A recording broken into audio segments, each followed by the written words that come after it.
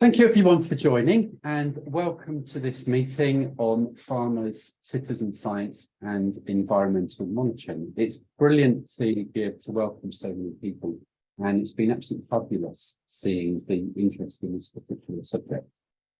So just to remind people that we'll be recording this meeting, making it available at the UKEOF website after the event.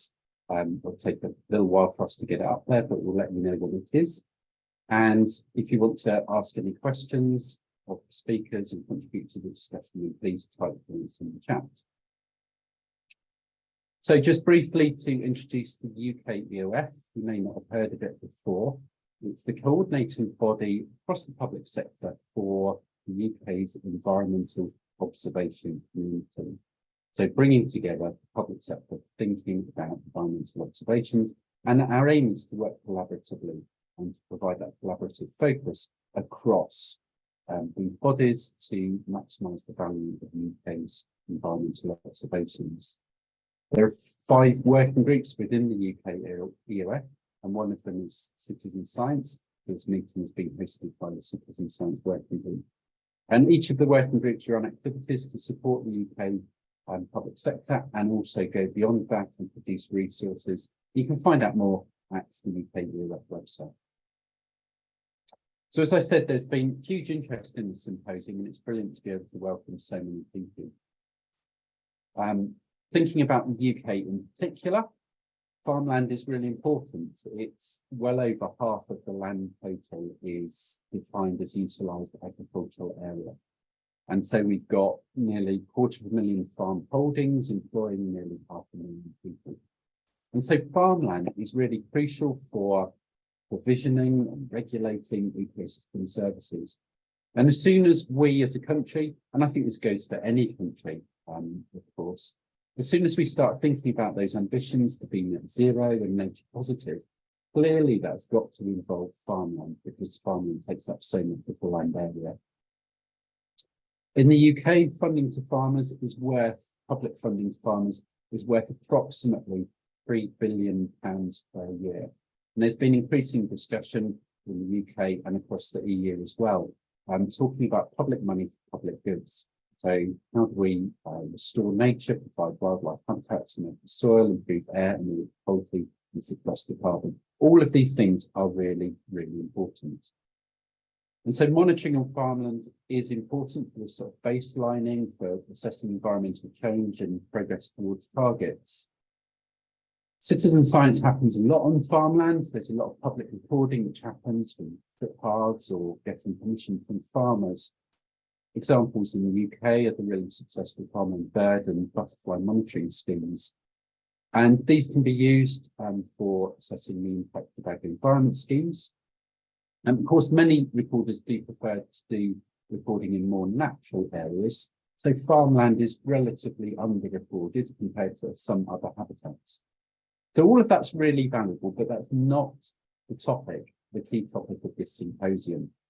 Instead, it's about thinking about farmer citizen science. And citizen science is crucial. It's fundamental to environmental monitoring. We see this in UK, EU and global environmental ambitions. But when we think about citizen science for farmers or farmer-led citizen science, what are we thinking of? Well, 3 key things. One is that it's voluntary. So it's not the sort of monitoring that's mandated by government. The second is that it provides some sort of local benefits, information to the farmers themselves, allowing them to make decisions. And thirdly, it provides wider benefits so that the data is shared, possibly openly, and being able to be used by decision makers, policy and research in order to have this greater understanding about the environment, the agricultural environment. So the aim of this symposium is to showcase those examples of farmer citizen science and discuss where we can go for the future. So we've got 2 sets of 3 talks, and there's going to be a panel discussion for about 20 minutes after each of those 3 sets of talks. You can see there'll be a 10-minute break in the middle. There'll be time for a bit breakout groups towards the end, and then a few final reflections from Bill and Laura. In terms of engagement, well, you all surprised us by registering and coming along. We were expecting a sort of fairly niche meeting of maybe 30 or 40 people, but instead we've got, heading up towards 200 people joining so far. So we had to rethink about the way in which we wanted to do engagement. I'd like you to go to Menti and use the code shown on the screen. And there'll be 3 questions which I'll ask you in just a moment. So we'll do that bit of engagement now. It's just nice to know who's in the room. Second sort of engagement is after those 3 sets of talks. There'll be the panel discussion, so type your questions in the chat.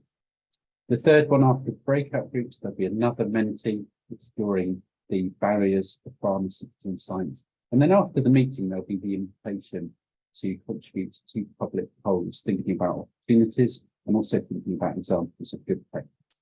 So hopefully that will all become clear as we go through the meeting. But for now, if you can go to Menti and use that code and answer hopefully the first question, if I've set it up right, should be appearing.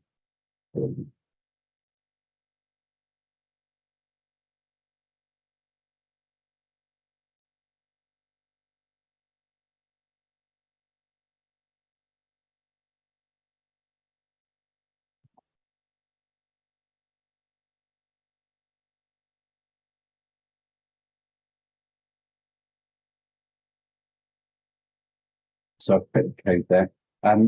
Apologies, I see that some people are saying that the audio is not being great. I think it's been mixed actually for some people. Yeah.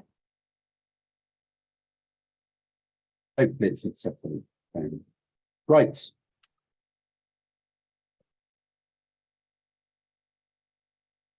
So you've had a few moments to answer that question. Yeah, we thought it was useful just to have an understanding as to those people who were part of the symposium and joining in.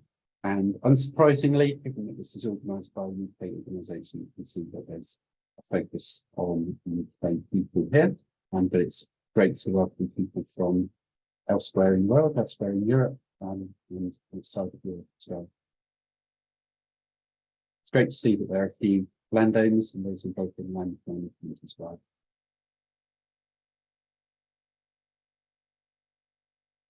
Okay, thank you. So just having to check, Michael, so I can't see the answer on the Menti, and a couple of people are just asking for a bit of time. The thing that please wait for the presenter to show next slide is what some people are seeing. Okay, right.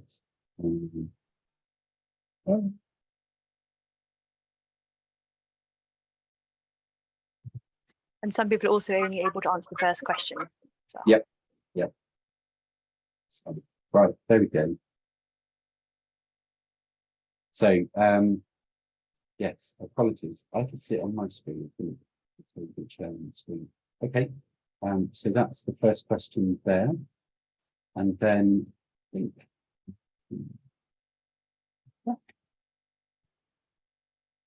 and apologies if you're not in the UK. You should be able to answer this question now. We're just interested, for those who are from the UK, what's your view on Scotland, Wales, study in the UK?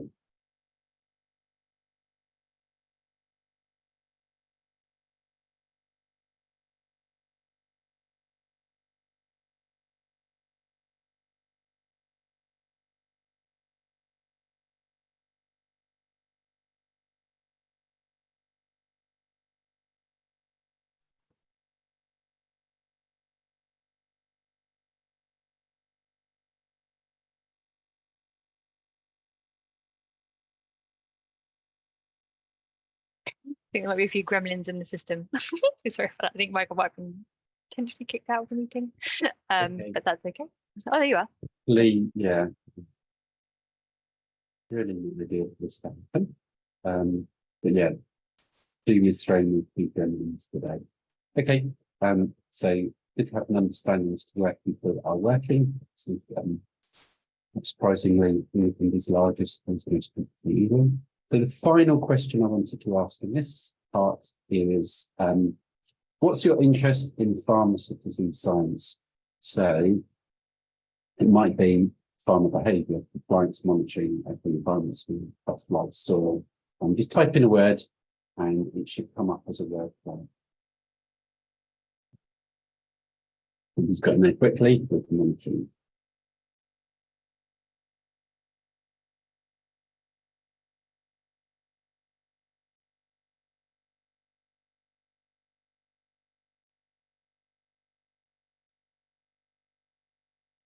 This is all going to go a little bit crazy for a bit as more and more things are needed.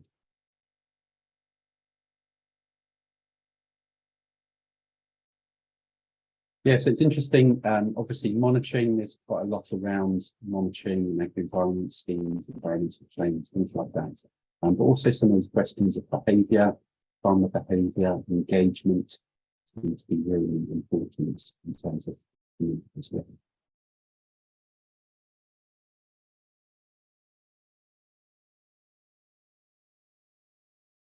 So,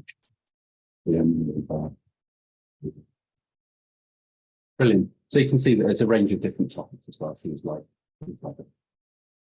bumblebees, fresh water, regulation, whole load of different things. So brilliant. Thank you. What a wonderful work. Right.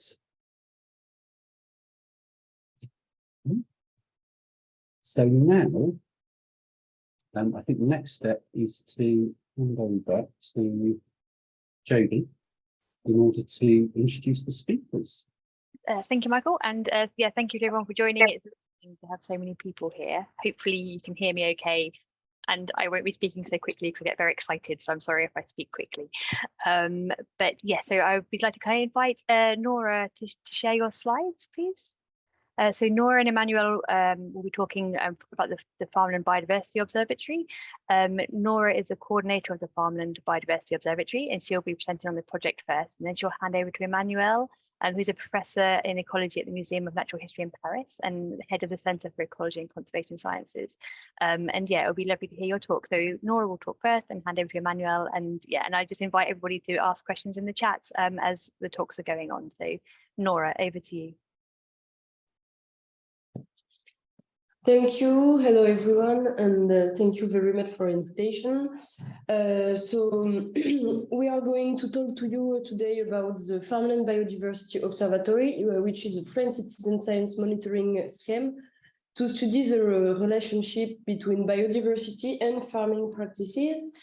So we are calling this observatory FBO today. Next slide. Okay. So the FBO is part of a French network called Viginature. It's a citizen science program led by French National Museum of Natural History that are interested in common spaces to study how biodiversity reacts to global changes as urbanization, climate change, and so on. There is observatory for school, there is observatory for general public, for naturalists, and for professional, and the FBO is for agricultural professional. So there is three objectives for the programs in Viginature. There are a scientific objective, which is the production of large-scale spatial temporal data that makes possible to conduct scientific research, a pedagogical objective, sorry. The goal is for participants to learn to understand ecosystem by observing nature, and a political one, which is the production of biodiversity indicators that can support policy decision.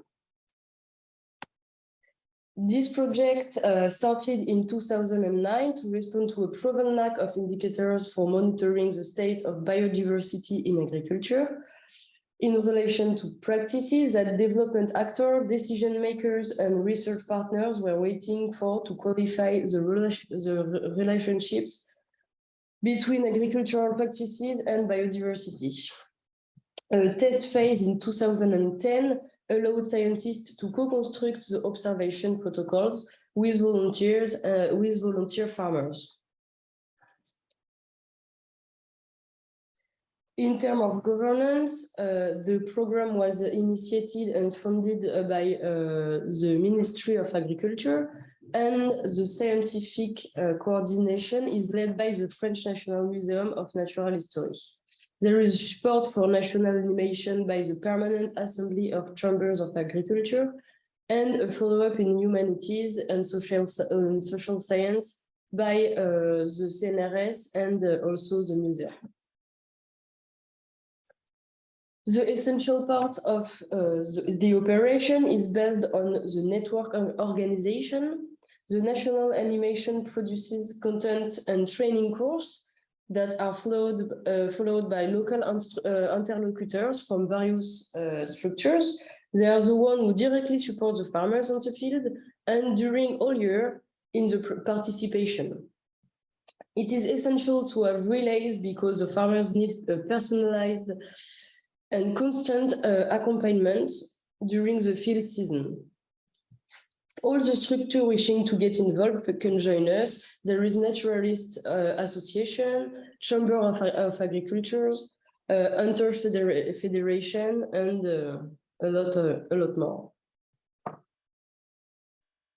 The participation covers all the territory of metropolitan France, and more than 1,500 farms have participated since 2010 for different types of crops, as you can see on the graphic on the left. In addition to biodiversity data, we also collect data on agricultural practices to study their impact on biodiversity. And now I'm going to let Emmanuelle speak. Thank you. Good morning, everyone. So I think that was you, Nora, actually. Oh, yes, sorry. Just go ahead, go ahead.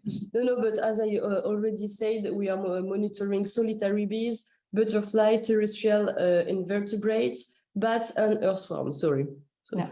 And we also ask farmers to record their farming practices in the field. So for the rest of the talk, I'm going to present very quickly the first scientific results that were obtained thanks to FBO.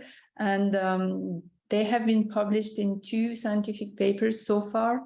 And if you want more details about the results and also about the monitoring protocols in FBO, you can go have a look at these papers because the presentation is going to be really quick and I cannot give you many details. So the main questions that were addressed around FBO is to study the temporal variation in the abundance of different taxonomic groups.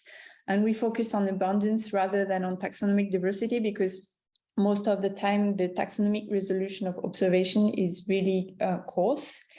And we also tested whether there was a correlation between these variation in abundance and the farming practices in the fields or also landscape characteristics. And this was done mostly within the PhD of Olivier Billot a few years ago.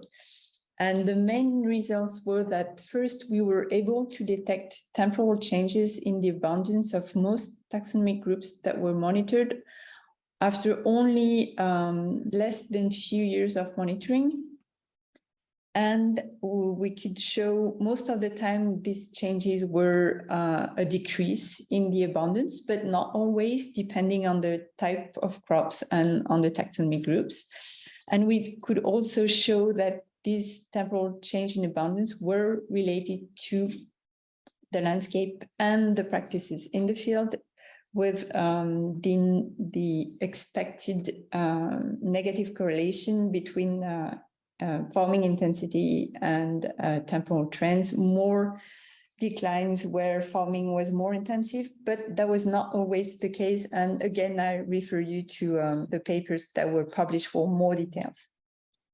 We also used the FBO data to look at how mass flowering crops may contribute or not to the reproduction of wild bees,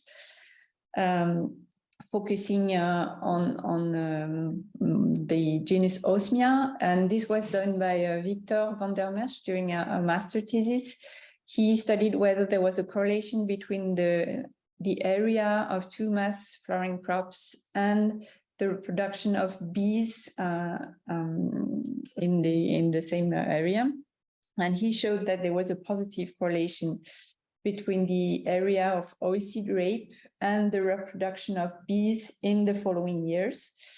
And this was not true for sunflower, but there is it's understandable because the bees that we studied are mostly active in the spring.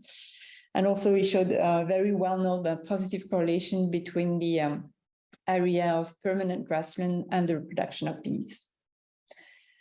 And there are also other projects that are ongoing around the FBO and they involve different persons throughout France from different institutions. So for example, more refined studies on the data on earthworms or wood lice, and also a PhD in which the student will try to look at the relationship between crop diversification and biodiversity observed in the fields.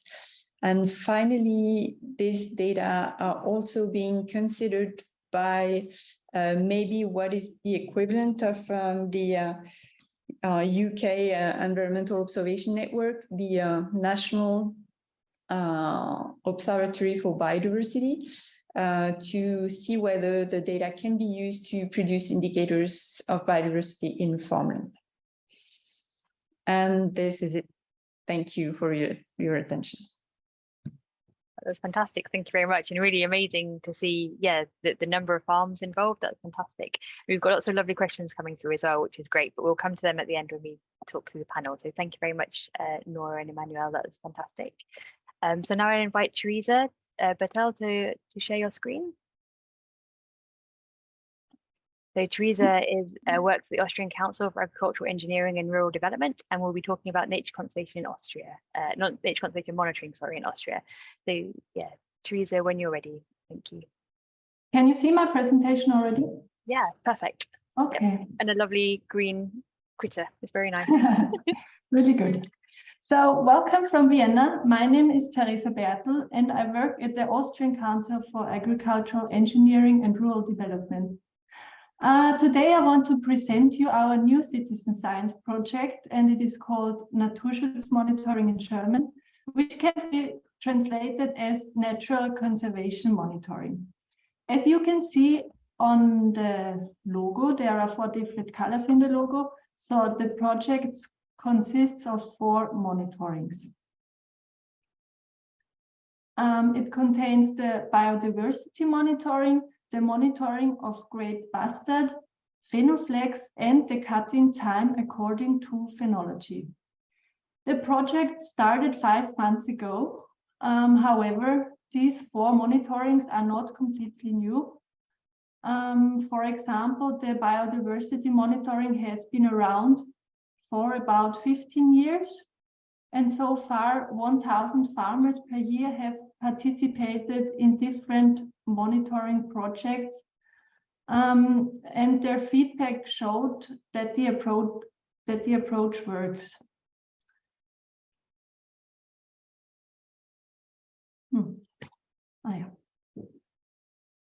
Last year, the opportunity arose to merge these 4 monitorings into the natural conservation monitoring, which was a major milestone for all 4 involved projects. The nature conservation monitoring became part of the Austrian program for environmentally friendly agriculture. So the project is accessible for nearly all farmers in Austria. But why should farmers participate? The farmers gain important insights into the diversity of the biodiversity areas, which helps them and other farmers to improve their biodiversity areas. The monitoring can help farmers to get to know the animal and plant species that occur on their own farm. And they convey connections between management and biodiversity on the farm.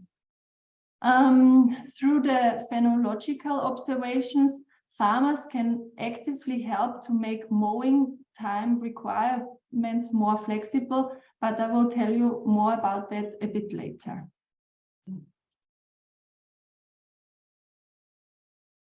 Now I want to explain you the 4 monitorings in more detail. The biodiversity monitoring involves observing the occurrence of animal and plant species in connection with management. There are 3 different options, as you can see, and the farmers can choose from them.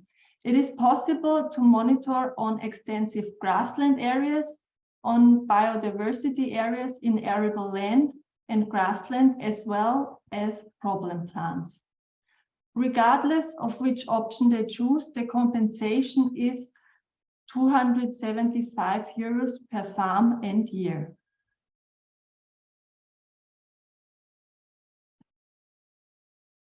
First of all, the monitoring on extensive grassland. By this, we mean grassland and alpine pastures that are used a maximum of 2 or 3 times a year. Here, an ecologist comes on the farm for training, and observations are carried out once a year on marked circular areas. Animal and plant species that occur on the extensive meadows are observed. The monitoring in biodiversity areas. When monitoring in biodiversity areas, farmers can discover the diversity on their area without a lot of knowledge, prior knowledge of animal and plant species. The method is very simple. The different flower colors and flower types are counted. Furthermore, flower visitors, other animal groups and structures are observed and documented. The farmer picks one example of each plant and puts it all together on a flat on a flat surface, and takes a photo, as you can see on the photo on the slide. The areas can be selected by the farmers themselves, and the observation is possible on arable and on grassland.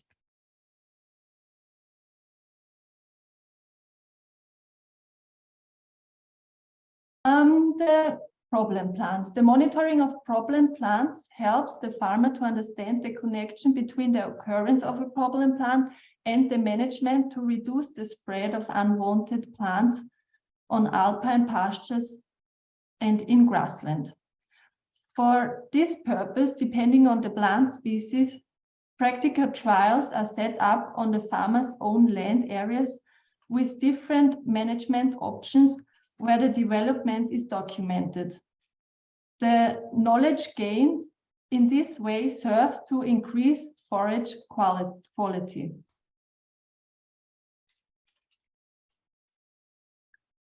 The next monitoring I want to show you is the observation of the great bustard on the bustard conservation areas, which actively contributes to the study of the world's largest flight-capable birds. The farmers observe the great bustards themselves and document the crop and the observation date. In this way, they provide valuable information, and it is a starting point for the extensive monitoring carried out by specialists to help to safeguard their occurrence. The compensation is 220 euros per farm and year.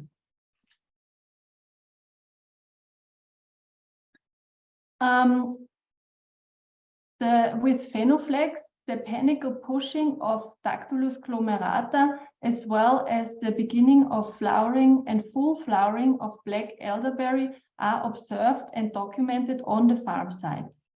With the observation data of the participants, a computer model is calculated for the whole of Austria, and district maps with cutting time information is published on the 15th of May each year. That means that in warm years with early vegetation development, areas can be already mown before the prescribed date. Their observations help to optimize cutting times and contribute to thousands of farmers benefiting from good forage quality. The compensation for this monitoring is 100 euros per farm and per year. And now to the last monitoring.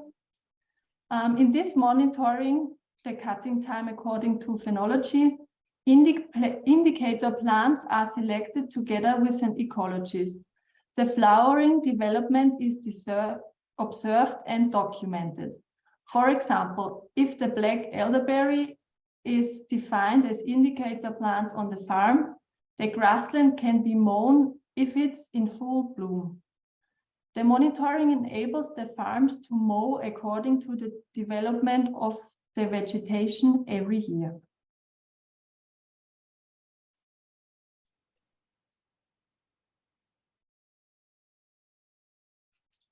In the end, I want to give you the latest news of our project. With the end of December, the registration for the natural conservation monitoring ended for 2023. In this year, 2,500 farmers will participate in our project. We are all very excited as it is the first year that we are dealing with so many participants, and we are curious how everything will work out for us as well as for the farmers. The last question I want to address in my talk is, why is citizen science important? I think in the future, citizen science will be a very important tool, especially in our project, as we just achieved to scale up the numbers by adding additional farmers. We hope that more and more people get aware and understand how important it is for all of us to protect the biodiversity in Vienna or in Austria and on our planet. Thank you. That's wonderful. Thank you very much. And it's lovely to see the questions coming in as well. And yeah, and for both sets of speakers, actually, people have been thanking you for the talk. So thank you very much. So I'd like now to hand over to our final speaker for this session before the panel discussion. It will be Elizabeth Stockdale from NIAB. Elizabeth will be talking about scorecards for soil health. Elizabeth is a soil and farming systems scientist with a fascination in why and how soils form and function. And I'm really looking forward to hearing your talk, Elizabeth. So over to you, if it works okay. I can see your slides. And now you can hear me. And now I can hear you. I can now find the magic bar that turns my microphone on and off. Perfect, thank you. So I guess it's a little bit, and now for something completely different. So we've been focusing above ground. The tricky thing below ground is we can't see very easily. And so although farmers actively manage their soils as part of their farming systems, actually they have proved for a number of years, hundreds of years, tricky to categorize, describe, and to monitor their condition through time. But there's an increasing realization that that's absolutely critical, both for farming itself and also for the function of the wider environment. So what I'm going to talk about is the farmer citizen science part of a very big soil biology, soil health partnership project, which was funded by AHDB and BBRO, who are farming levy organisations. So they collect money in from farmers and respond to farmers' needs in terms of the work they fund.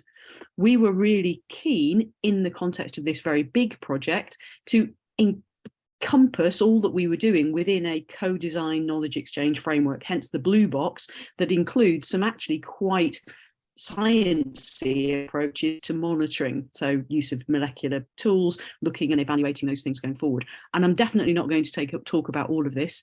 I'm no chance in 10 minutes. So I'm going to absolutely focus on those farmer monitoring and how we took that forward.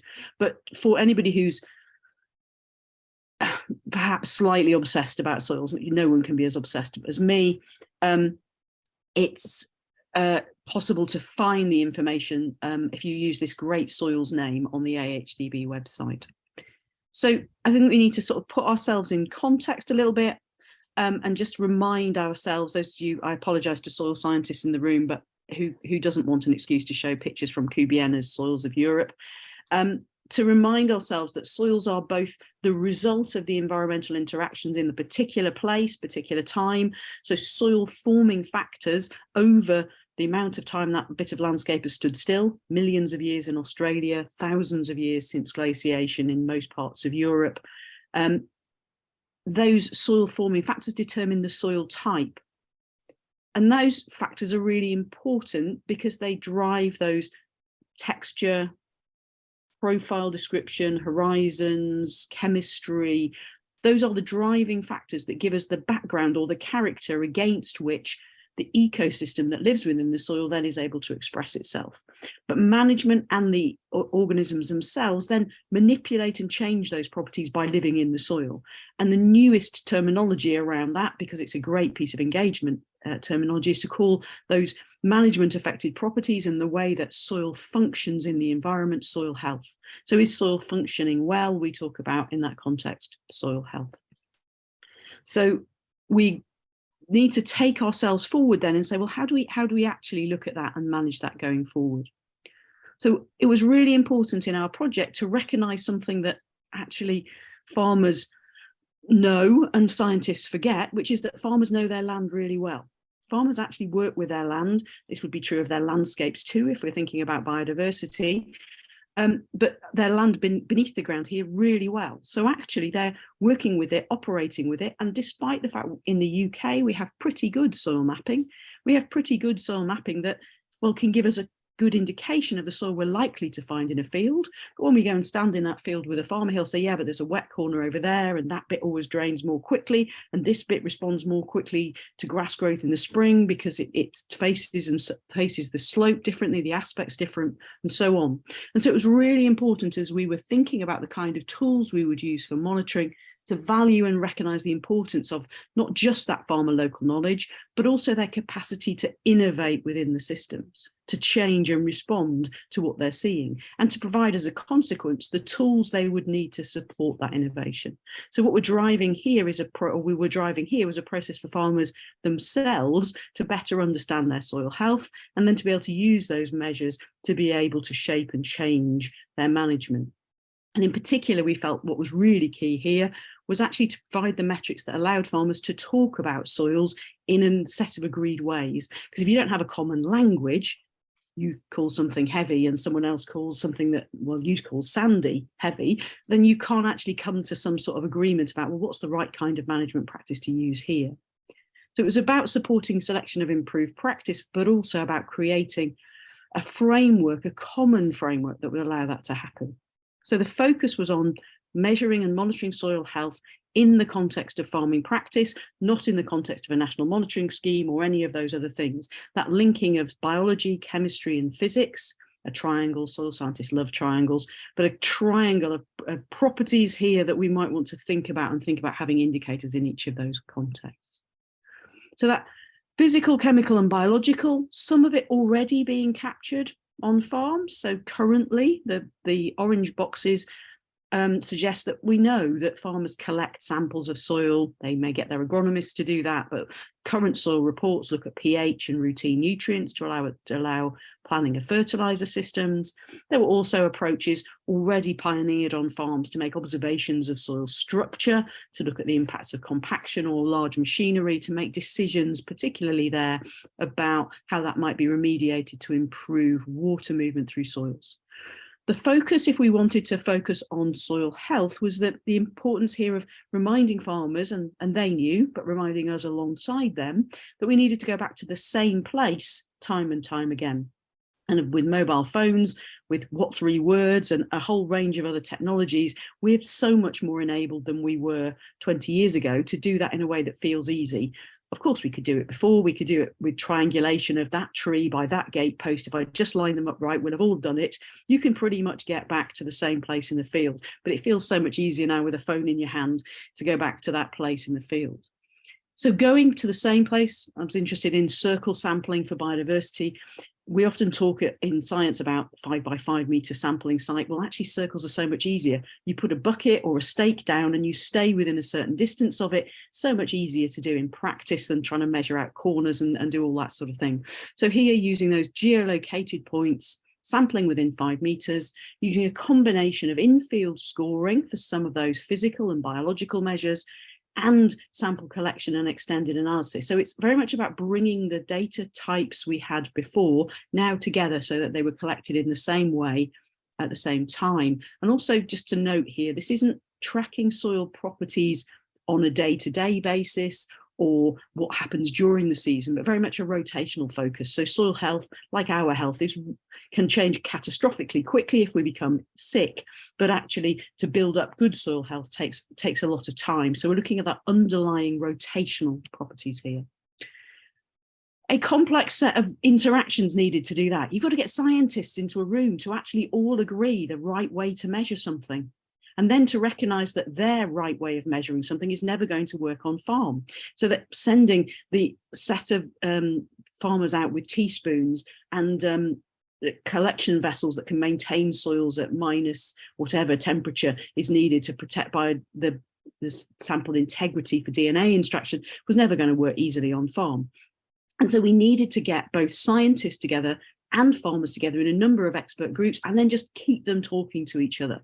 Debate and deliberation to get that consensus on actually what does each of us need, what are we trying to achieve, and recognise too that when we try and do this, we won't get one perfect set of data, that actually the data the farmer collects won't necessarily be the perfect data, but it may allow us to enmesh that with other data that's collected in a different way. And we might want to think about that, how those categories of different kinds of data fit together as we use these kind of approaches.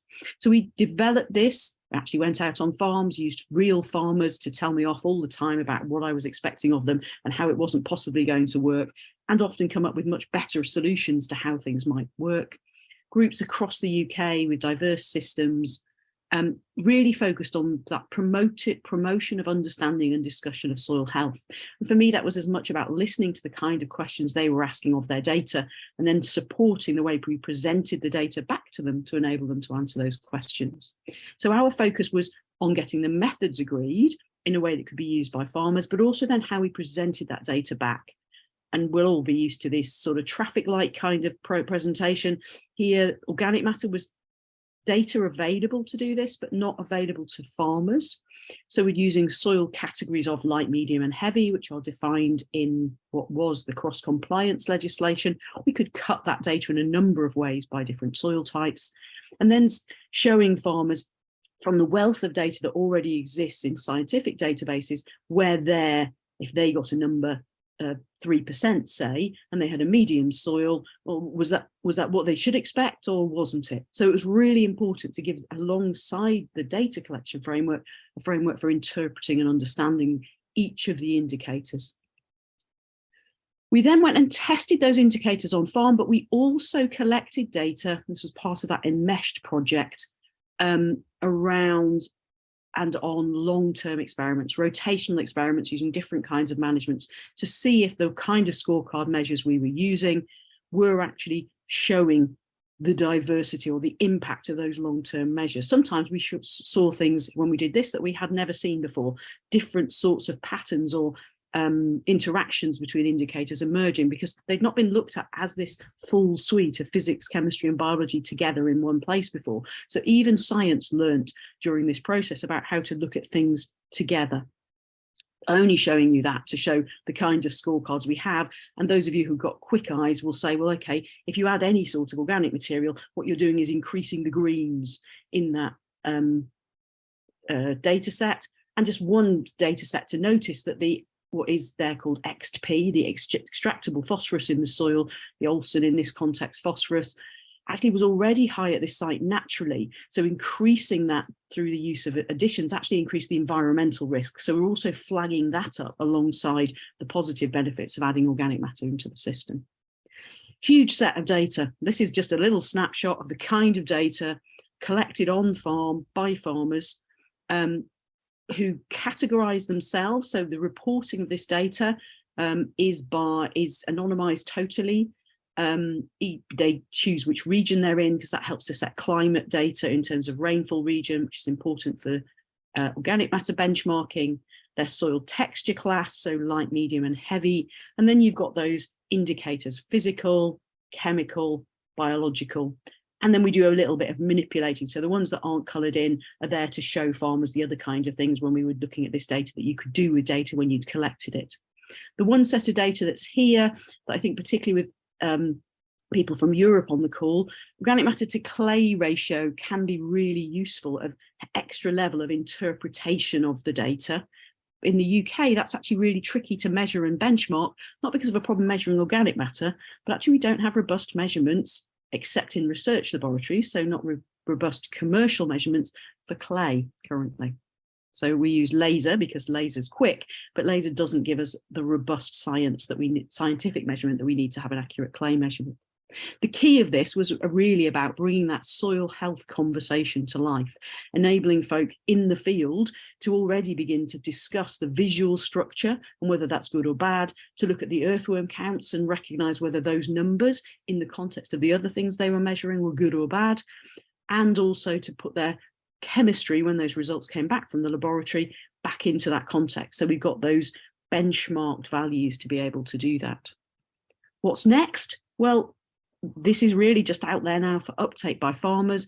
Lots of opportunity to work and embed this into research projects and other things going forward, and some interesting work ongoing with UKCEH and others around how this might fit into environmental schemes and monitoring in that context too. Thank you. Thank you very much, Elizabeth, and it's lovely to see the comments and things in the chat. And Morag had said, it sounds like a really good example of working with engaging with farmers from the start of a project, so a real win for collaborative research. So thank you for such a lovely talk. So Michael, I think it's over to you for starting the panel discussion. Thank you. Yes, I was just beginning to spotlight people, so I'll do that. Excellent. Yeah, so it's thank you for such a wide range of different talks. There's a range of different questions have been coming in, so I'm going to pick up one of the things. Was there, did any of you across the three projects have evidence that the skills of the farmers were changing during the course of these projects? And was that a challenge in terms of taking that into account? So whoever wants to go first can do. Yeah, we can maybe start. I don't think we have evidence for a change in the skills, or it's not something that we have studied.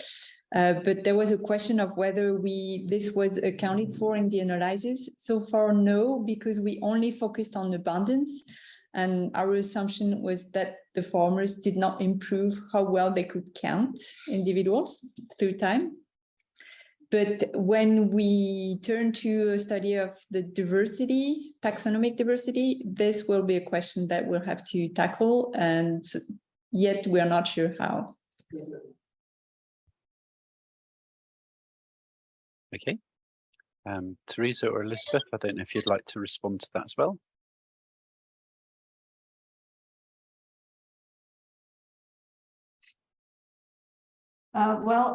In our project, I just thought about the question. As the biodiversity monitoring is around for 15 years, the method changed a bit over the years, and we saw that with the years, the farmers, we could also see with the problems of the farmer, we adjusted the monitoring, and so we assume that they can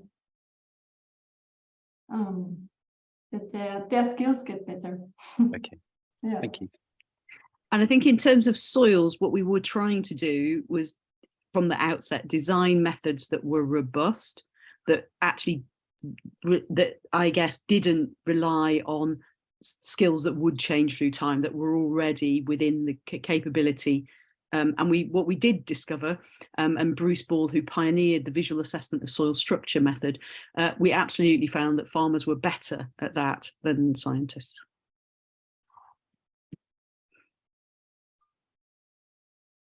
Jodie, I don't know if you want to go next, or shall I? Great. Well, no, I was just thinking, so for the first couple of presentations, but actually I think it is relevant to all. It was around, can you say a bit more, like, can each of the speakers talk a bit more about the kind of support the farmers needed, about local support given by paid staff or by other volunteers? I think, I know you talked about this bit in your project, in your talks, but it'd be nice to hear a bit more about, the kind of support and engagement you had with the farmers, if that's possible. And maybe if Theresa, you'd like to start with that. What do you mean with engagement? Like, just sort of working with the farmers and how easy it was to reach out to them, kind of bringing people on board. That sort of thing. We are really lucky that in the case of reaching out, that I don't know how to explain that in Austria we have this. The farmers need to do a registration for the ÖPOL, like I explained. They need to register every year, and this year we have been in there with our monitoring. So the farmers go there every year, and this year they saw our monitoring as well. So it was very easy for us that the farmers know about our monitoring, and that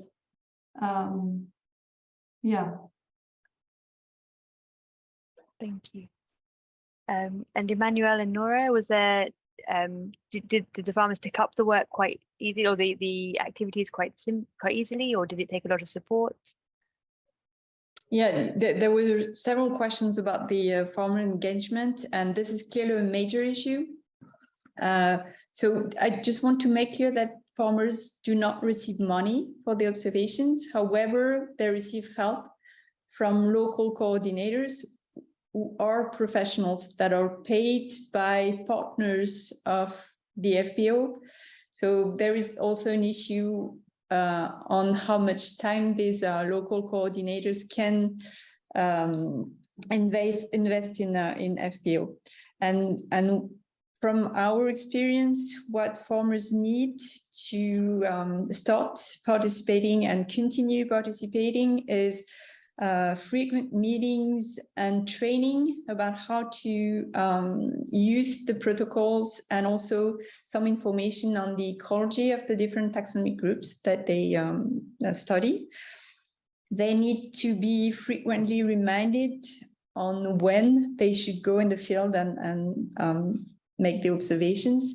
And also they need help and feedback to analyze the results, to interpret their observation. And this is something that we clearly don't do enough, and which we have to improve.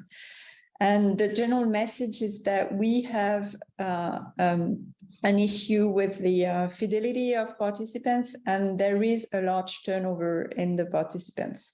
So we are currently thinking about how we can improve the feedbacks and make them more local, adapted to the farmers' needs. This is also something that I didn't say, but Olivier Billot, during his PhD, he also studied FBO from a social science perspective. And one of the feedback he got from the farmers is that they were a bit frustrated because they could not use their own observations to improve their farming practices. We can give general trends at the national level, but we cannot tell them this is what you should do in your farm to protect biodiversity. And this is also something that we're thinking about. Thank you. And I guess to compare and contrast, Jodie, as one of the things I think that's one of the things with soil management and soil health that is different, is that farmers are actively, not every farmer, but most, I would say, more than 90% of farmers that I've ever talked to are actively wanting to know more about their soils and how they can manage them better. They want to be able to use that information. So for us, that was key to embed from the outset. And it did make a big difference, that near immediate, because you have to get chemistry data back, but that ability to benchmark, to see how you fit, and to be able to do that quickly so that you can, in a cluster group locally, with just your own facilitator, or even around the pub. I have had farmers boasting about the number of earthworms they've counted as part of their monitoring. I got 53. Oh, really? How did you do that? Genuinely promoting those sorts of conversations is just brilliant. It's a really nice outcome, but it's also about designing the scheme and the way that the data is collected in a way that farmers can use it straight away, I think. That's nice. And that kind of leads to like one of the other questions about tips for engaging with farmers. So yeah, so like being able to report back and be reporting back at a sort of a farm scale, or at least a sort of local landscape scale.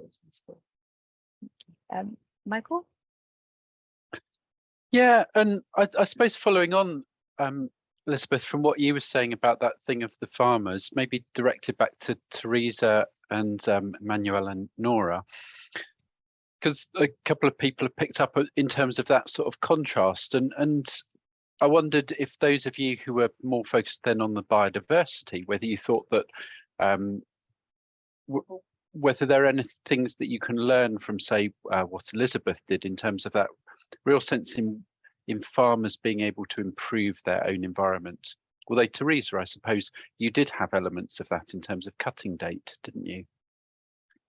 Yes, with the cutting date, the farmers are really happy about this monitoring, because they give us the dates, and then this computer model is designed, and then they can see that they have an impact directly. Like this, they give us the dates, and a couple of weeks later they can see that, and they are. I have the feeling that they are proud that they can be part of it, and the whole farmers in Austria can benefit from it. That is really nice to see. Yeah. And I think, just if I might reflect, citizen science is quite often something where those sorts of results are less strongly linked to individuals' actions. So I might go out and record butterflies in a part of the countryside, and then I go back and I send in my results, and I hope that it will do some good. But I think it's really interesting, the examples that certainly Elizabeth, Theresa, you've talked about. Emmanuelle, you say you've got the ambitions to do this, to really ground it in terms of, okay, now what can the farmer do themselves off this? I wondered if you would be able to reflect, any of you, on that balance between the farmers doing the work themselves and also the role of professionals and scientists within that. Emmanuelle or Nora, if you'd like to go first. As the question on evaluating how much the farmers do the work alone, and yeah, this is something that is really hard to evaluate. Because we have so many different local coordinators, and each of them contributes more or less to the observation. But the very rough estimate is that about a quarter of farmers are completely autonomous. They go in the field, do the observation, send the data, and there is a large fraction that need regular support. They need someone with them in the field, because, for example, they're not confident that they can do this alone. And there is a small fraction for which farmers only provide access to their field, and someone comes and registers the data. But it's really, we don't have fine numbers to give you. It's really a crude estimate. Is there a journey through that process, do you think, that farmers who start unsure and needing their hands held start to begin to have the confidence to make their measurements themselves? Yeah, this is something, yeah, we cannot really answer either. That would be the ideal, what you would expect in theory, but we haven't studied individual behaviors to be able to answer to that question. But that would be interesting to try to answer this question, to see whether eventually they become more and more autonomous and more interested in monitoring biodiversity in their fields. And yeah, I have the feeling that our farmers are happy that an ecologist is coming to them on the farm and they can talk with someone. The ecologist is there for 2 or 3 hours and goes with the farmer through the monitoring, and the farmer can ask all the questions. And as Emmanuelle said, I have the feeling some of them need their handheld for like in the first year, and then they see that it is not that that it is easy. And yeah, and what we just implemented a hotline to our project so that the farmers can call us and ask their questions. And we just have that for like 3 months, but I was able to talk with some of the farmers, and I have a feeling that they really appreciate that they can call someone when they have questions, like directly. That I have the feeling that will be a real game changer for the project. Really fascinating in terms of those different levels of support which are required and which are needed, and the benefits that can give. Thank you. Jodie? Yeah, so the question came in from Anna asking about interesting to see how the participation turnover compares between the French and Austrian schemes, and the question about whether maybe having payments of participants makes a difference. Don't know if you have any comment on that, either Theresa or Emmanuelle, about the possible implications of funding. I can start. We just got our numbers last week, and we are really happy that 2,500 people will participate. And we are just in the last couple of days, we had a look how many of the old farmers are participating. And as far as we are now, we think 60% are in the new project now, but we are not sure how many of them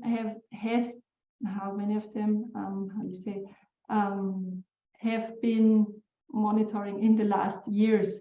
We don't know the exact number, but yeah, we are happy. Like a lot of new farmers are in the project now, and the turnover we will see in the next couple of years. Our project is for 9 years, and the farmer can go in and out the monitoring each year. So it will be interesting to see the turnover in the next years. And I think for our perspective, very different design, but we were deliberately looking at how the tools we were working with might be picked up and used in a range of contexts, so that actually farmer cluster groups working on biodiversity have asked me, can you come and brief us on this soil thing, so that our cluster group can then do that and share their data. HDB have picked it up and run with it in a monitor farm context, which is again slightly different. So it was about making sure that tool worked. And there was a question about agronomists. For me, one of the great signs of this working well, we've had agronomist workshops throughout to just check and keep them informed, but is the number of agronomy companies who I now look on their website and go, oh, that's our scorecard that those guys are using to communicate their results. So this need again to have a common framework so that people can look at and see what data means and how it can be used, I think is a really important center point, and allows again those conversations beyond any individual project about what the data means and how it might be shape practice. That's cool. And I see Emmanuelle, you've been answering the questions in the chat as well, so thank you very much for that. And yeah, just thank you all for such a fascinating start to the symposium. And yes, it's been a really excellent collection of talks, so thank you for your time. And yeah, if you have any answers to any of the questions that came up in the chat, if you want to go through the speakers and having a look and answer them, that would be perfect. But Michael, over to you. You are unmuted, Michael. Yep. Thank you. Thank you, Jodie. So yeah, thank you to the speakers. And now we have a 10-minute break. So feel free to go and get yourself a cup of coffee, stretch your legs, that sort of thing. 11:15 for the next set of speakers. We'll be starting them promptly. Thank you. Right, now it's 11:15. Hopefully Zoom will avoid too many gremlins for me for the next session. So I'll hand over to Paul in order to introduce the next speakers. Thanks, Michael. And hello, everyone. I'm Paul Woodcock at the Joint Nature Conservation Committee. Just a quick introduction. I manage JNCC input to some of the UK-wide citizen science biodiversity monitoring schemes that are run in partnership with a range of different organisations. This session is going to be the same format as previously, so it's going to be 3 presentations and then a panel discussion. And again, if you can type in any questions that you've got into the chat, that'd be great. The first presentation is from Jeroen van der Brugge. If you could start sharing your screen, please, and I'll just do a quick introduction. Jeroen is going to be talking about moth monitoring by farmers, and he works as a project manager for Dutch butterfly conservation, focusing on citizen science research and nature-friendly agriculture. And we can see your slides fine, so if you'd like to start whenever you're ready, that's great, thanks. Yeah, okay, thank you. Good morning all, my name is Jeroen van der Brugge, as said, and I work as a project manager for the Dutch butterfly conservation. Thank you, Michael, for the invitation to talk about one of my favorite projects, BMAG, which is loosely translated Farmer Insect Monitoring Agricultural Areas. The motive to start BMAG was a famous scientific paper, I think, from Hallman in 2017, and it was about the strong decline of flying insects biomass, and that in combination with the almost absence of data in the Netherlands on the abundance of insects in agricultural areas. We like to start this project. Yeah, some information and numbers. BMAG is a cooperation between several organizations. For example, LTO Noord, which is the Netherlands Agricultural and Horticultural Association. Boeren Natuur, and that's the Dutch national organization representing all farmer collectives. And of course, the Vlinderstichting, the Dutch Butterfly Conservation. The project is funded by the Ministry of Agriculture, Nature and Food Quality. And the statistical analysis of the data is done by the Butterfly Conservation, of course, but also by CBS, and that's in the Netherlands, the Statistics Netherlands, and they are, you could say the National Statistical Office, and they produce reliable statistical information supporting, for example, policy development. BMAG is also part of the NEM, and that's the Dutch Network Ecological Monitoring. So the data are collected by farmers, but we take this data very seriously, and they are kind of supporting also, if possible, policy development. So that's also really nice for the farmers who are participating in the project, that these data they collect are not only nice, but also are also used.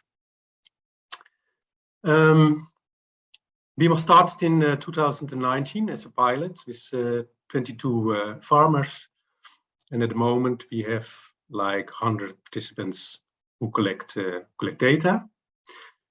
And we just heard from the ministry that we can prolong this study for 5 years, and we like to go to the 150 participants every year, because CBS, the statistical, the Netherlands kind of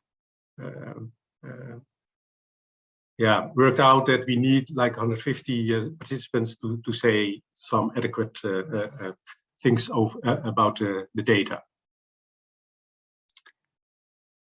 Why moth?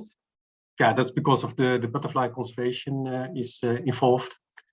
But what is also very nice is that there are in the Netherlands 2,400 moth species, And we work with the macro moth species, so the moth species that are bigger than 1 centimeter, you could say, and that are like 850 species in the Netherlands.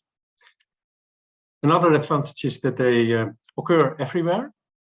They have a short life cycle. Some species have 3 generations in a year. So you can measure short-time effects with these insects. And also they have a lot of offspring, so they can recover relatively easy. And yeah, that's also very handy when you want to measure effects. And in the last, also they play a very important role. The general species mostly in the ecosystem, like as food source for birds and for bats, but also pollinating wildflowers and some crops.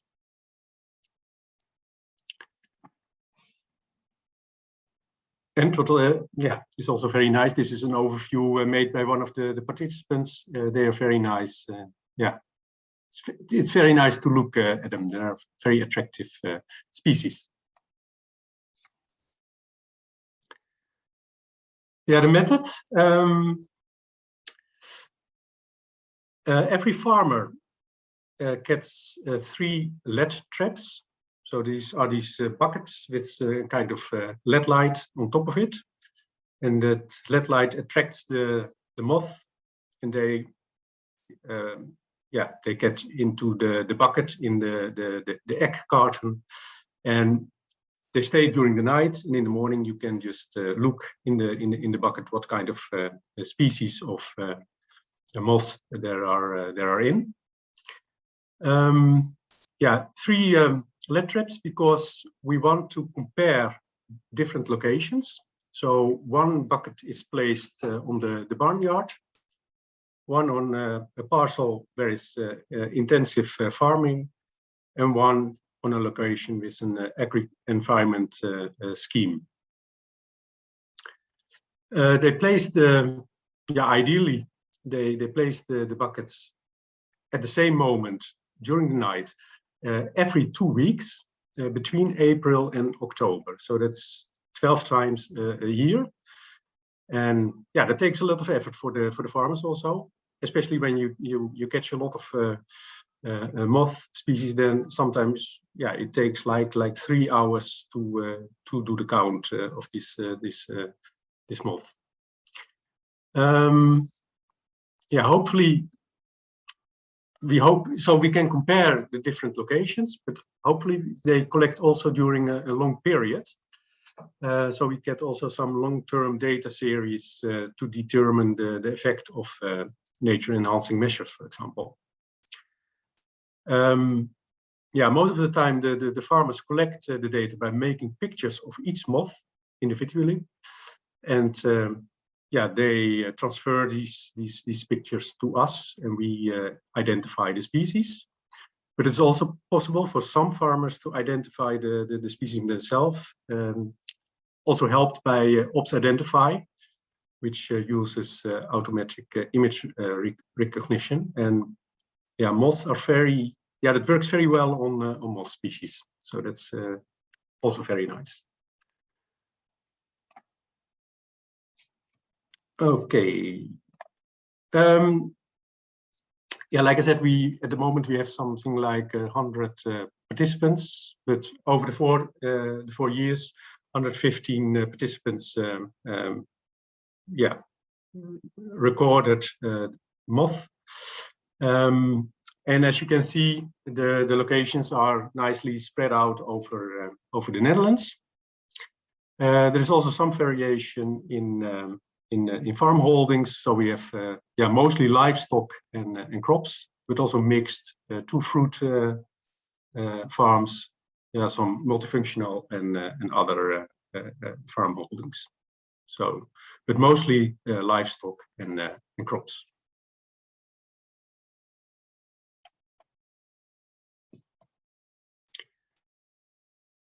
But it's also besides the data collection, what we think is also very important is that our participants are really motivated, involved in the project, and really engaged.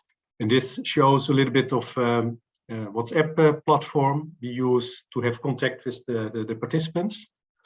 And yeah, time to time it really explodes. A lot of reactions. They show what they catch. Sometimes it's a little bit of a competition. But yeah, I think around 30-40 of the participants are regularly placing some apps. So that's really nice.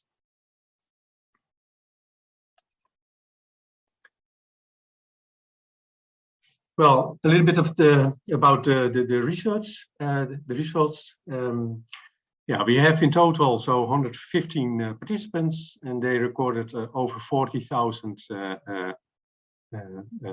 records, divided over almost 500 species. Well, and if you think that there are 850 species of macromoth in the Netherlands, then a lot of species are found in agricultural areas. And to sum up, the nights is almost 2,000 nights that the lead traps are placed. When we look at the average number of moth species that are caught during the year, then we see, and that's not what we did not know before, but that most of the macromoth fly during the second half of August and the first half of September. These species that we catch during this period are mostly species that have grasses and herbs as host plants for their caterpillars. And we see also a little bit in the spring, we see a small peak. And the species that are dominant in that period are species that have shrubs and trees as host plants. And most of the time, we see them also on the barnyards. Yeah, like I said, one of the aims of this project is to compare different locations.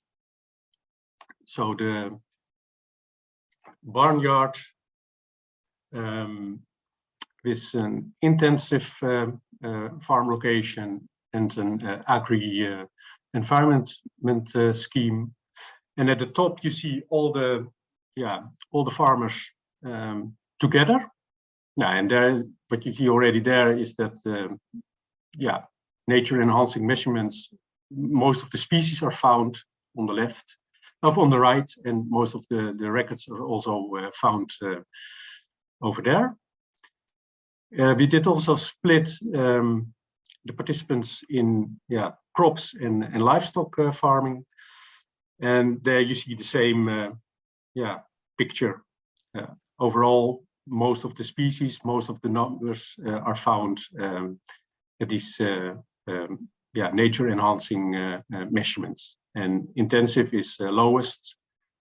What is also very nice is on the right downside with the livestock, the barnyard, that there are also a lot of species comparable with what we find on these nature enhancing measurements. There's maybe also logic because you've a lot of different habitats on the barnyard for species like tree and shrub species, but also grass, herb. They can find their niche over there. Sorry, Jeroen. We're a little bit tight on time, I'm afraid. Yeah. Would you be able to get through the last slides quickly, please? Thanks. This is the last one I like to show. Yeah. What can we do with the results? Now, for example, when we look at macromoths who have host plants like herbs, we see like a tendency over the years. Well, and that's a compound trend of 60 species. There's almost no difference when we start in 2013 and 2021. But when we look at the different species, we see that some species are declining, but that there are also some species are increasing. So we get this information from the farmers. Yeah, we can paint this picture. Okay, that's what I wanted to share. Yeah, that's That's brilliant. Thanks very much. That was really interesting, and I think there's quite a lot of good questions that have come in to pick up. Next speaker we've got is Dr. Kelly Jowett. Kelly, would you mind starting to share your screen, please? And I'll do a quick introduction. Kelly is an applied entomologist at Rothamsted Research, working on beneficial beetles for sustainable agriculture. And she's going to talk about farmer monitoring of beetles and adaptive management. And we can see your slides fine. So if you want to start whenever you're ready, thanks. Hello, my name is Kelly and I love beetles. I like to start a lot of my talks that way because it really gets down to the heart of the matter when we're talking about engagement. We're talking about, I really love beetles. This is my co-pilot Megan today. I like them because they're interesting and they're beautiful, but they're not quite as beautiful to other people as perhaps Joanne's moths. So a little bit tricky for engagement. And with farmers, maybe there's a little bit of an association with pests too. So, I'm clicking through, right, we've got the next slide. The reason that I work with carabid beetles is that they have got this utility to farmers. They are, there's around 350 species in the UK, 30 of which are common in farmland, and they are very, very useful to farmers in both crop pest control, but also weed seed control, which a lot of people don't realise. And when we're talking about how to conserve these for farmers in the farm landscape, what we have been shown in the past from a lot of research on carabid beetles suggests that we have these semi-natural areas in farmland that are areas of less disturbance. And we're expecting to see a spillover from this area, so a kind of source environment for the beetles moving into the crop areas where they will carry out that predation service for farmers. So I'm going to glance over my PhD research here. Really got much time to go into it, but to highlight here that what I was seeing was actually there was the most abundance of beetles in the center of crops, but that this was actually quite species specific. So that was going against what I had been led to believe in the literature. Also, I'd done some work on margins that showed that they maybe weren't as useful as had perhaps been assumed before, and I wanted to delve down a bit more into why this was. So I need more data. And another big strand of my PhD work was actually finding out what farmers think about all these measures. What do they want to imply? What is it that they can do in their farms and are doing already?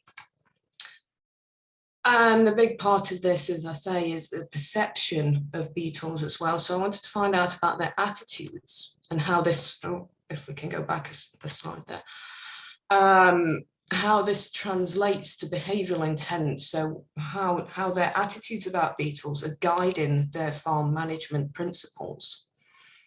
So this kind of behavioural intent leads to behavioural action. So this is the theory of planned behaviour, which has been implemented in quite a lot of social studies of why farmers do what they do. And so in my PhD work, I did a beneficial beetle survey, looking at awareness, attitudes, what the farmers are actually doing, and opportunities and barriers towards monitoring, which is what I'm talking about today. I had two groups here. One group just received the survey, and another group of farmers were subject to an hour talk with an educational video, a carabid quiz, and a fact sheet on how to pitfall on your farm. So, and me talking to them there. This was during the COVID lockdown, so I had a bit of a good audience. I timed it right, actually, so that was really good. And what I was trying to do with these interventions is affect the beliefs and evaluation of those beliefs that lead towards attitude formation. So can my interventions actually have an impact on attitudes of farmers? And if it did have an impact, then that should affect their intention to implement management that is beneficial to carabids. So what we're looking at here is if something is perceived as easy to do, and if they perceive it as being important to do, they should be more likely to do it. And this did actually run out in my models. So you can see here, these are 16 farm management practices that I identified from the literature that are of importance to carabid beetles in farm landscapes. And this is how the farmers perceived them. So right at the top corner there, at the top of being very easy and very important in farmers' opinions, is margins and buffer strips. So I put these into linear models, and it did actually come out that the current adoption of farm management practices for carabid IPM was actually a product of things being perceived as not difficult and actually quite important. So that played out on the theory of planned behaviour. So that was for current practices. And the intention to adopt the practices in future, so it's only intention because I can't say what they will actually do. They may go away and have some other things that influence them. But at this point in time, their intention to do these things in the future, based on participation in my survey, was differential between the control group, who didn't receive any educational or otherwise interventions, and the treatment group that did.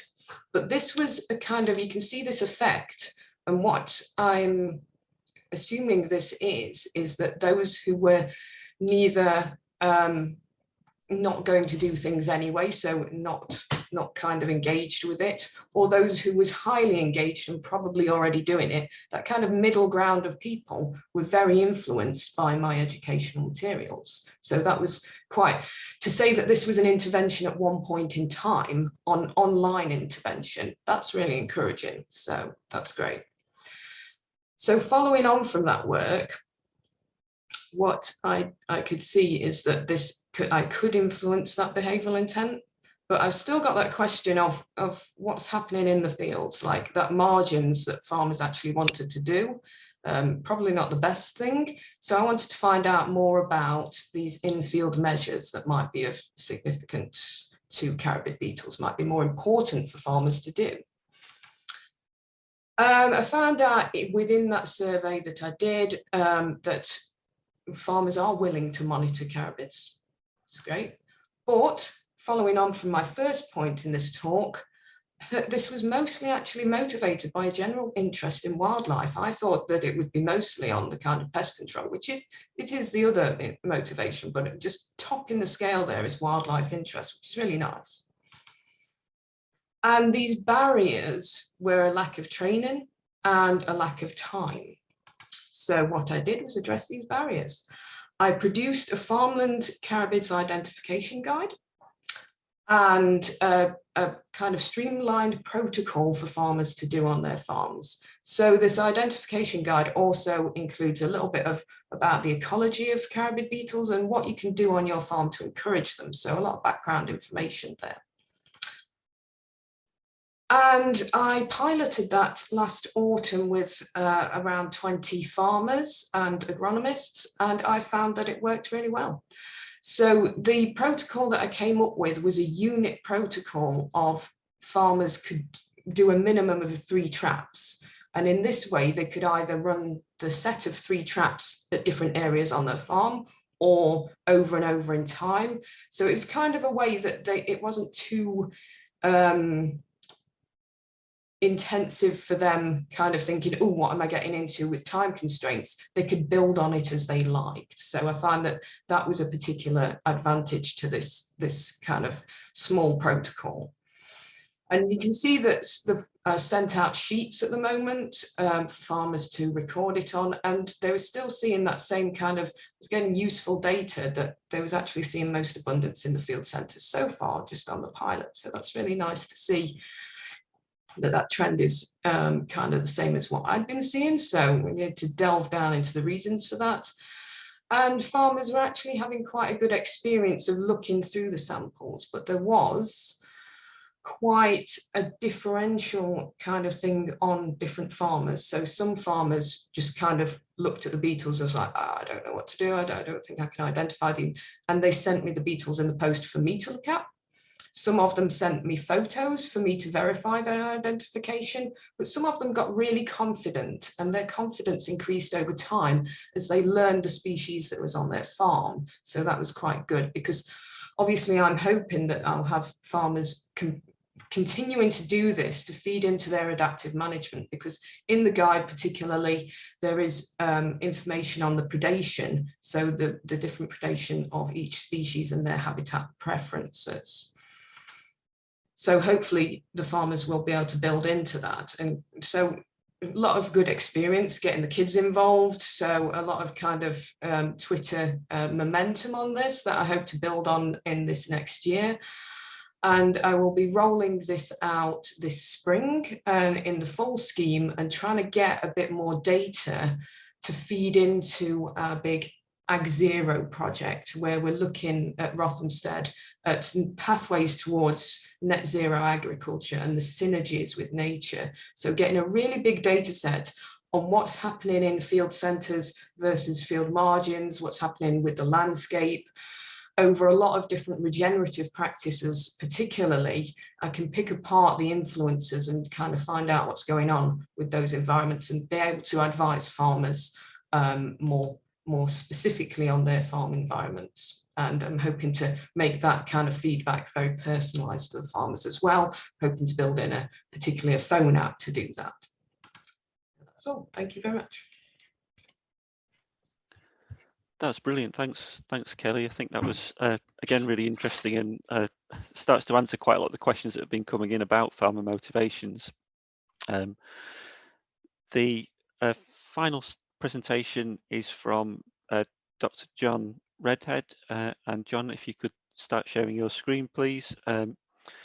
John is a spatial ecologist at UKCEH, and he uses analysis of spatial data sets to research the design of sustainable farm landscapes and the ecology of farmland wildlife. And he's going to talk about digital tools for farmer-led citizen science. And if you could try and make it fairly quick, John, that'd be good. Thanks. I'll do my best. I'll do my best. Yeah, thanks very much for the introduction. Yeah, so my name is John Redhead. I work at the UK Centre for Ecology and Hydrology. And as Paul said, most of my research is on using spatial data sets and applying those to questions around sustainable agriculture. But over the past couple of years, I've been involved in a couple of projects which are about developing digital tools for farmers, about both collecting those spatial data sets by farmer-led citizen science, and also in terms of putting out spatial data sets that have been created by research in forms that are useful for farmers. So I'll talk quickly about why we should be thinking about using digital tools for farmer-led citizen science, talk through an example from my UKCEH work, and finish off with a sort of brief tick list of what I think anyway makes a good digital tool. So why digital tools? Well, farmers are already very well supplied now with digital data and decision support tools for making their agronomic decisions. So we've seen the rise of terms like precision agriculture, digital farming. This is very much on farmers' minds at the moment. And it includes a wide range of different systems. So we've got some remote sensing systems, networks of sensors, could be satellites that are providing the data. Farmers can access that data via bespoke applications on desktop software or on mobile phone applications. And their farm equipment is now collecting real-time data and can respond to real-time data. So farmers are now used to seeing all these systems talk to one another as well. So they can get their data from a remote sensing system, they can view it on some sort of software application, they can make a decision based on that information, send that decision to the farm machinery, and that then implements that decision. So there's this whole network of digital infrastructure out there, and we have the opportunity to integrate our citizen science into that. And it brings big advantages because you have this potential to actually put out a piece of citizen science software, and it can get picked up and used by very large numbers of farmers without having to do lots of sort of one-to-one people going out on the ground and training farmers and helping them do stuff. Of course, the other reason for doing this stuff is that we want to help farmers in doing their environmental management. supporting this farming for nature aspect of farming. And most of that existing digital infrastructure is targeted around agronomic decision making. So you've got huge amounts of digital data and support for farmers making their agronomic decisions, but not a lot in terms of providing that balance in making decisions around agriculture, environmental management. So farmers are very well used to seeing, bespoke applications for monitoring the health of their crop, or mobile phone apps for taking photographs of pest species and identifying those pests. But in terms of things to support them in managing the non-crop bits of their farm, there are far fewer digital tools out there. And of course, they're equally responsible for managing those non-crop bits. Those decisions are equally important. So most digital tools are aiming to sort of cover three overlapping areas. It's sort of making that research available and useful to farmers, supporting environmental management decisions in a digital way, and of course, collecting farmer-led citizen science data. So the examples I'm going to talk about came out of these two projects, Assist and Ag0 Plus, which are both sort of big sustainable agriculture projects. And we developed a suite of tools called e-tools, with the E standing conveniently for both environmental and electronic. The two I'm going to talk about are, well, the main one's eSurveyor, and I'll mention ePlanner as well. And they're both farmer-focused apps supporting environmental decision-making on farm. And the important point is that both of these have been extensively co-developed with farmers. There's a lot of back and forth between farmers and ourselves in making sure these tools are useful and usable for farmers. And that's really an essential step in the development of any sort of digital decision support tool, which I'll come back to. So my main example is eSurveyor. It's a freely available mobile phone app to support farmer-led habitat condition monitoring. And it's focused primarily at agri-environment schemes, so things like field margins, small-scale habitat restoration on farm. And the reason we focused on that is sort of twofold. So farmers are trained to monitor the condition of their crops extremely closely and are very good at it. And they do receive some sort of training in the implementation of agri-environment schemes. But in terms of monitoring their condition, most farmers don't have that much background in identifying non-crop and non-weed plant species, for example. So some method of helping them understand how well their agri-environment options are performing is potentially very useful to them.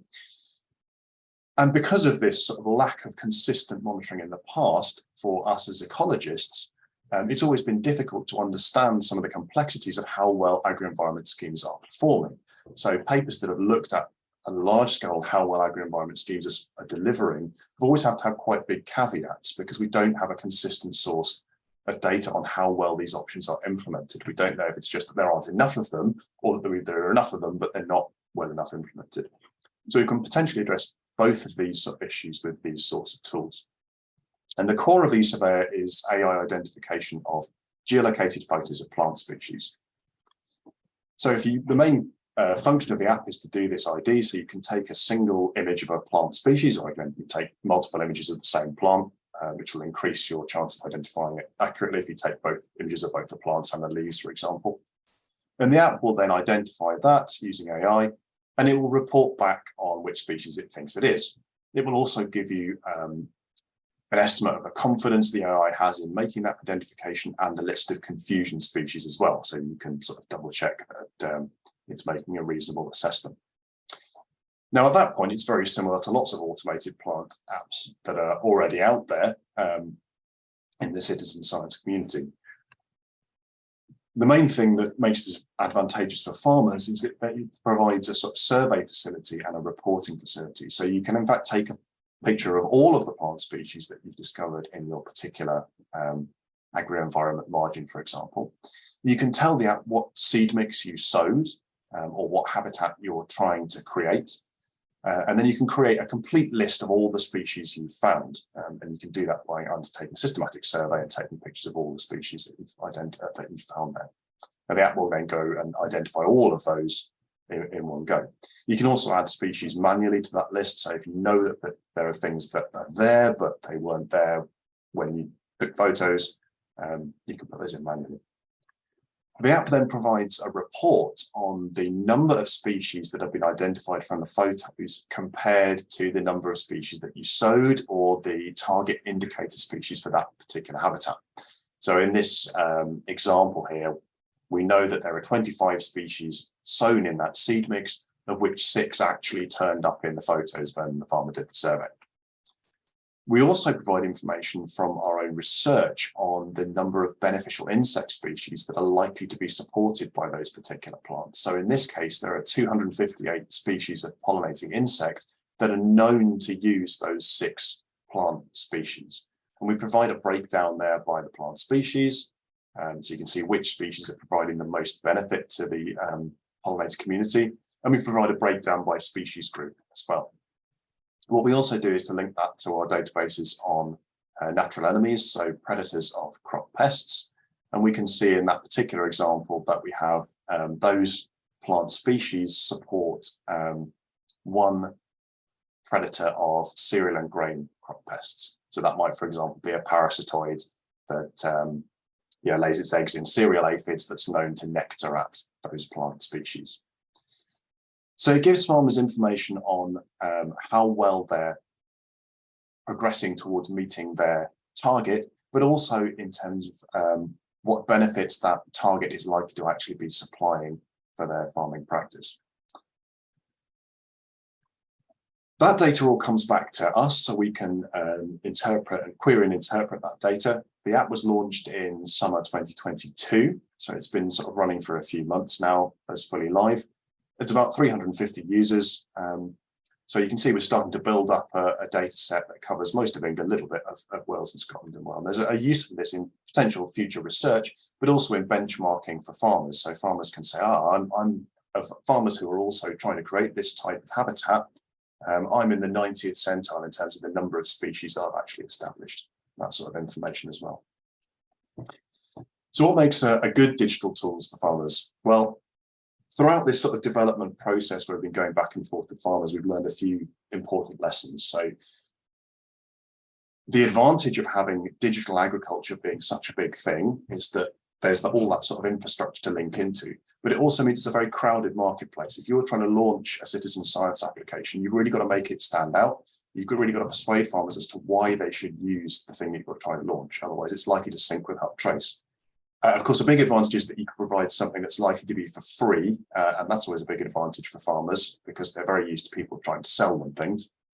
But it's also got to be easy to use. It's got to be very clear what it does, and it's got to be very clear how a farmer can use that because they've got limited time and patience for learning a new complicated software system.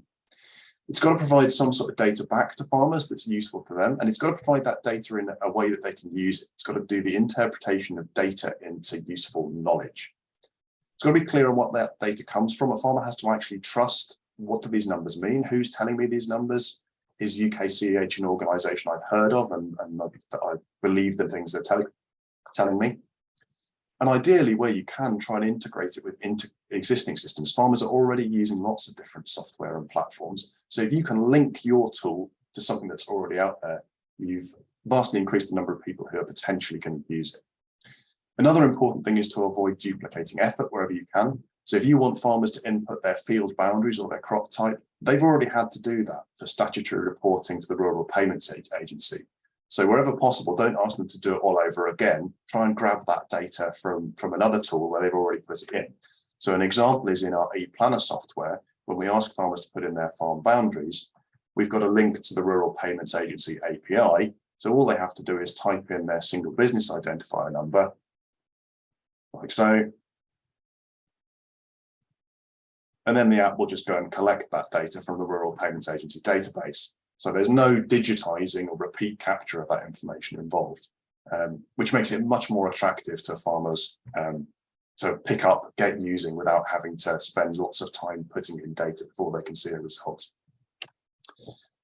And all of that is sort of neatly captured by this quote that I found on the Farm Pet website, which is really that there's a huge advantage in these sort of digital tools, what they're calling online delivery, in terms of scale and convenience. But there's that real risk that farmers and knowledge exchange practitioners can be overwhelmed by the volume of content, that failure to translate information to useful knowledge, and the potential that they can end up suffering from sort of online fatigue, digital fatigue. And the things that they'd like to be able to do there really reiterate what I said in what I think makes a good digital tool. So all things to be borne in mind if you're planning to create a digital tool specifically for farmer-led citizen science. And thanks very much for listening. I'll pop the link to the e-tools in the chat if you want to have a look at them. But otherwise, thanks very much. That's great, thanks. It was another really interesting talk, and thanks to all three speakers. I thought they were really useful bits of work to hear about. I'm sorry the time was so squeezed. Michael, did you want to sort of set up the panel discussion? I mean, I think there's quite a few interesting questions come in. One that we've not picked up on just yet, I don't think, is an interesting one about farmers' willingness to share data and whether any of you have had any sort of experiences with that. So I think that's one for everyone really. Jeroen, do you want to start? I think that's a very I think at the moment we have a little bit of a problem with that, and that's because the farmers are really worried what happens when they have a rare species, a protected species on the farmland, and they give the information to us. It's published, and yeah, that they are possibly limited in the things they can do on their farm. So, and it has something to do with a large discussion in the Netherlands at the moment for nitrogen, and that is really escalating, I think, with the farmers. So there is a big gap between the green organizations like the butterfly conservation and farmers. And yeah, we have really to work on the trust that we not misuse the data they are gathering, so they are limited in farming on their own ground. Yeah, it's something we have to work on. Yeah, I can see that. I don't know if would the similar sort of things apply in the Caribbean beetle work, Kelly, or is that a different situation altogether? It would be a problem, but I've never experienced it myself. Farmers have always been really happy to share their data with me, and I guess I do put a disclaimer in there. I don't know if anyone actually reads it, that no one will be identifiable by their personal information, but yeah, it's never been something that's come up. Yeah, it's probably going to vary quite a bit with the survey. John? It does depend a lot on what data you're asking farmers to supply. So there is that sort of trust issue, which Jeroen mentioned, which is very important. There's also the, are you actually asking them to supply information that relates to their farming operations, or are you just asking them to supply something that's about counting wildflowers or caribids, which doesn't have any direct link back to them. But there's also that sort of the making it easy to supply data aspect as well. So if you can show that it's very easy for them to share their data and doesn't actually require a vast amount of effort, it often makes farmers far more willing to do it, especially if you've established that trust as well and that you're going to look after their data.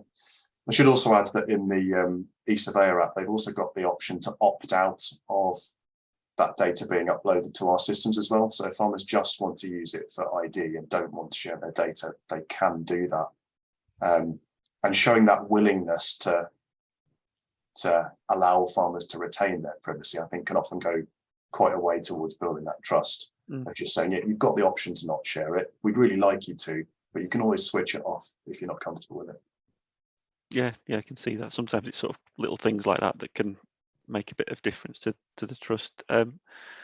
Was there anything in the chat, Michael, that you picked up that would be good to ask?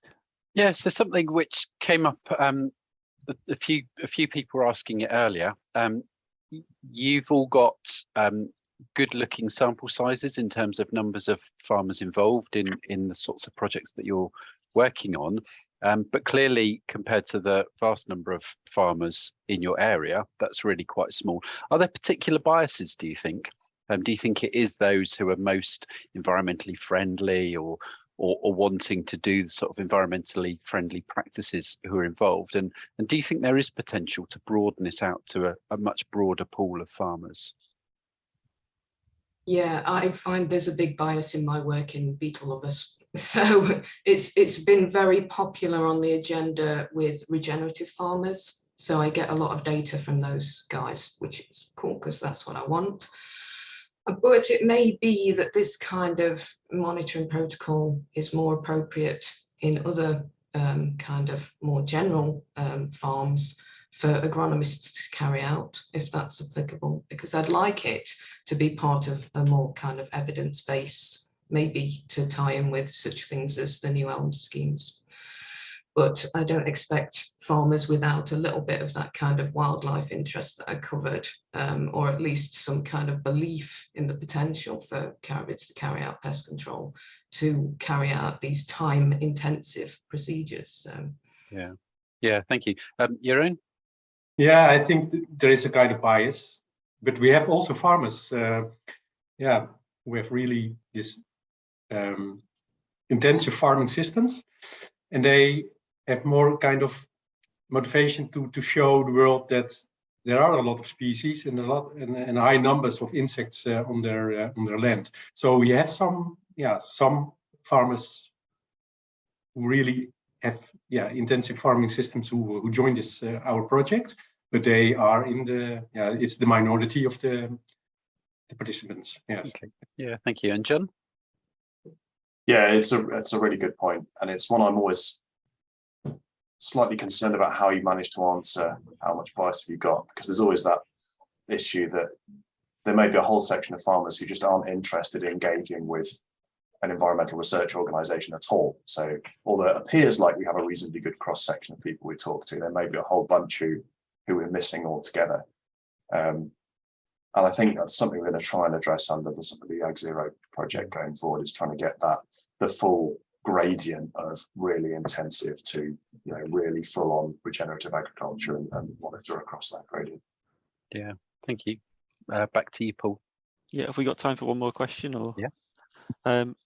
Well, I'm quite interested in the sort of feedback and the amount of time and effort you put into generating that, and what kinds of things you give back to farmers as a result of doing this, which I guess you couldn't squeeze into talk necessarily, but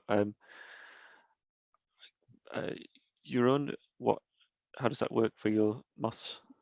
Yeah, after every season, we the farmers get a personal report of the butterfly conservation. So there's their own data are therein, and the analysis of that, and also of the whole project.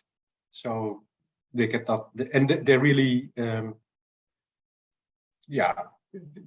they're really fond of this, getting this kind of information, and they also use it to share it with other people, to show that they are doing some stuff which works out very nicely. And during the year, we also have contact when they have questions, when they want to know something. We urge them to ask those questions to us, and we give the information they want to know. Yes, I think it's kind of a key part of the project, is that making sure you include and plan for that amount of engagement with farmers throughout, I guess. We have also some materials like posters, like identification means we share with them, and we kind of develop together with them. So they can also show in the farm shop, for example, we joined this project. This is the kind of outcome of the project, and they can show it with a poster or something like that. So Thanks. Yeah. Kelly and John, do you have any quick reflections on that as well? Or? Yeah, the personal contact with farmers is very important to me, to get an idea of their perceptions and what they kind of feel about things, and how it seems to them, their experience of it going onwards. So I do have quite a lot of interaction with them, and I try to make it very two-way. It's going to be a hell of a time constraint moving onwards when we roll it out full scale. So I'm hoping to build that into the app and get a lot of Twitter back and forth in as we go on. So. Yeah, I think I'd really just reiterate what's already been said. It's an important part of that sort of trust building process, and particularly in terms of the digital tools, that straight away showing that you're providing something in return for what farmers have contributed data wise. So in eSurveyor, it's, you know, as soon as they identified those flowers, they get the ID, they get the report, a bit of information comes back for every bit of information they put in. And when you're demonstrating that to a farmer, it's really nice to be able to show that, and it straight away makes them more engaged than if they had to submit something and wait to get their data back in return. Yeah, I guess that can be one advantage of using that sort of technology, can't it? If you can get it right.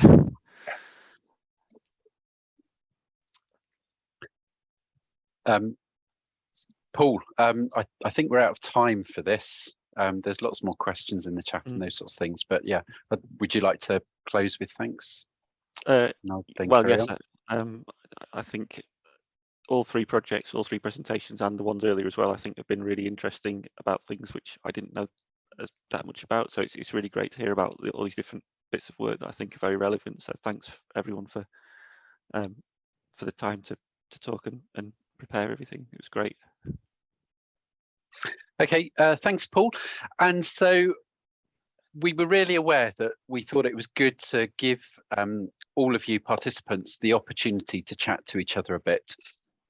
We couldn't do that in the typical way in a sort of small meeting that we might do, but instead what we're going to do is we're going to give you the chance to have 10 minutes or so in breakout rooms. It's simply a chance, view it as like the chats you might have in the coffee queue at a real conference. We can't provide you with the coffee, but we can provide you with that opportunity just to meet some people who you may not have met before, or say hello to old friends.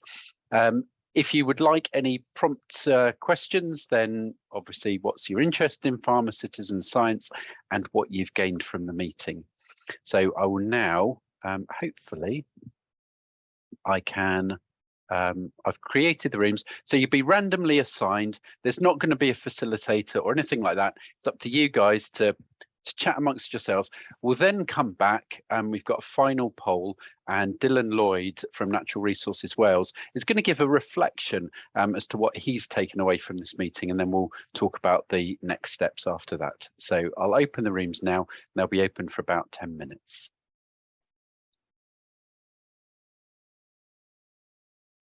So thank you. We're just coming down towards the close of the symposium, but just before I hand over to Dylan, I was keen to, we talked very positively about the sorts of things, the sorts of opportunities for farmer citizen science.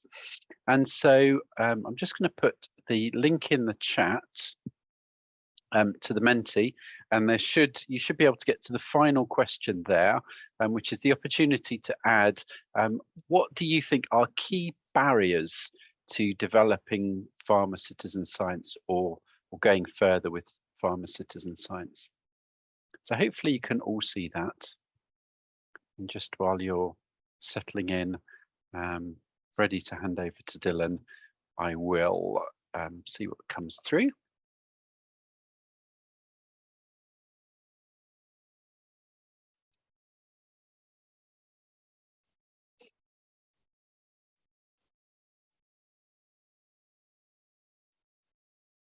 And inevitably, it's questions of resources seem to be coming up really big. Time, funding are key things. For time, I expect that's probably time from the farmers rather than from researchers or practitioners. But trust seems to be really important there as well. And we were talking a little bit more about some of the enthusiasm from farmers, or the motivation from farmers. There's trust both in the organisations, people who might use the data, like DEFRA in the UK or England, I suppose. And as we've talked at various times, the trust in those organising the projects as well, I think seems to be really important.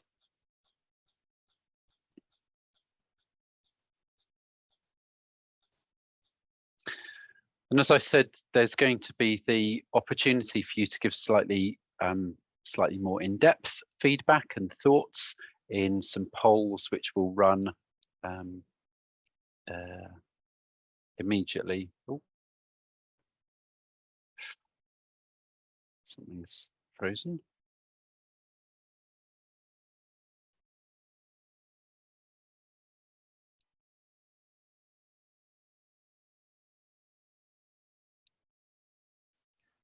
I think Michael might have dropped out. Very possibly. Couldn't finish on a. Shall I, whilst Michael's rejoining, shall I just do my Perfect. bit? Yes. Great Okay. idea. Here's Jodie. Yeah.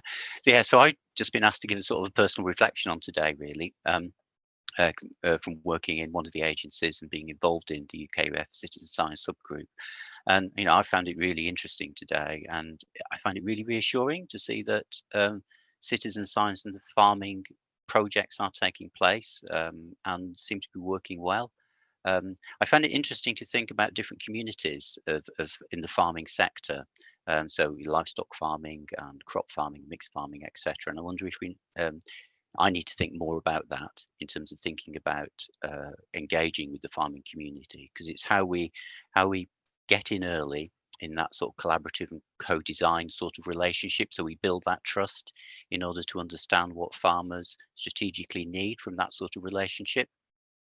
And I thought it was really interesting in the soil health presentation, the way that they were able to identify what farmers are asking for from the very beginning. And I thought that was really interesting. And I wonder if it's a message I need to take away, really, to work out how to deal with that in the future. So yeah, around collaboration, co-design, I think that's probably really important. So we have shared strategic interests. And I thought a really interesting aspect today was this use of citizen science projects to enable the individual farmer to take local place-based action. I think that's really interesting in terms of, say, the trigger for mowing or making other decisions about the site management in terms of that spatial app. I thought that was really interesting. And I think that might be a way to get into building that relationship and that trust in the future, from my perspective. And I think also there's it's really useful to be reminded about the use of digital technology in farming. It's perhaps my age, but you tend to forget that that's a growing area in terms of smart farming, etc. And I wonder, in the context of different farming communities, where there's a challenge there in terms of the age cohorts we're dealing with. Certainly in Wales, we're dealing with an aging cohort in upland sheep farming, for example. So there may be different challenges of the use of technology in different elements of the farming community. And of course, digital technology is really useful in terms of communicating results as well. And that speed of communication of results, which is often a challenge in citizen science, is getting the data in, getting quality assured, analysed and fed back to people who need and want to see the results of their efforts. And I think this sort of final sort of context reminder for me really was about the shared strategic interests we might have in dealing with the challenges of climate change in both the farming and natural resource communities, because we know that climate change is going to have a dramatic impact on what farming options there are in the future, and it's going to have an equivalent impact on our natural resources and species distribution, etc. But there's a high level of uncertainty in that direction of travel. So it puts a lot of pressure on surveillance and collecting a wider range of information. So I wonder myself whether there might be a shared strategic interest in the farming community over collecting data to help inform our decisions in coping with the challenges of climate change. So yeah, I think that those are my sort of main reflections today. So it's understanding that that audience, that stakeholder group, putting in those basic good principles of citizen science practice and finding those co-design, shared strategic interests. I think that would be my sort of main lessons I guess I've learned today from this. I'm not sure if Michael's back, is he, Jodie? I am back. Thank you so much for taking over there, Dylan. I don't know what's going on with Zoom for me today. I will avoid sharing screen because that seems to be the thing that kicks off a bit of a wobble in Zoom. Thank you very much. Yeah, it's super to have your reflections as someone who works at that policy coalface, I suppose, in terms of thinking about how this sort of thing can be rolled out at larger scale, in your case in Wales. So yeah, thank you so much for that. As us who organised this, I realised that I didn't introduce myself. I'm an ecologist at UK Centre for Ecology and Hydrology, interested in citizen science, and Jodie Payton works at UKCEH as well, and from Paul and Anna Robinson from JNCC. We thank you ever so much for joining. So what we'll do, what we're aware of is that there's been a huge amount of expertise in the room that we just haven't been able to tap into. We've seen some of this in the chat, and we will collate those thoughts together and then circulate it to the meeting participants in a few days' time. But we also wanted to give you the opportunity to be able to share some of your expertise. And so after the meeting, we'll send out an email with a link which has got a link to a feedback form which you can fill in. Within that, there will also be the opportunity to contribute to 2 public polls. And so all the links and all the information will be in the emails. And 2 of the key questions which we'll be asking there are, what opportunities do you think there should be for what next, the next steps? Do you think there would be value in having another meeting? Would there be value in building networks in particular ways? Would there be value in developing projects in particular ways? What do you think are the key next steps?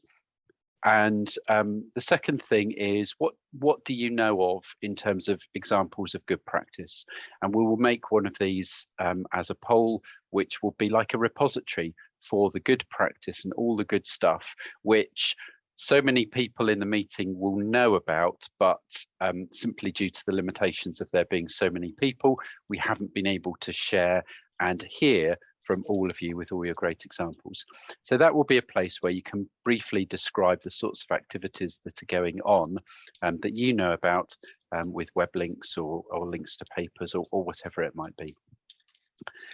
So apart from that, I think the only thing I need to do is give a huge thank you to those people who spoke. It's absolutely wonderful and inspirational to hear the different projects and the different stories that have been going on. Thank you to the co-organisers. Thank you to the UKEOF who supported and initiated this meeting. And thank you to you for taking part. The chat has been so lively. It's been brilliant to see all the discussion that's going on. Thank you, and have a wonderful Friday afternoon and a good weekend to come.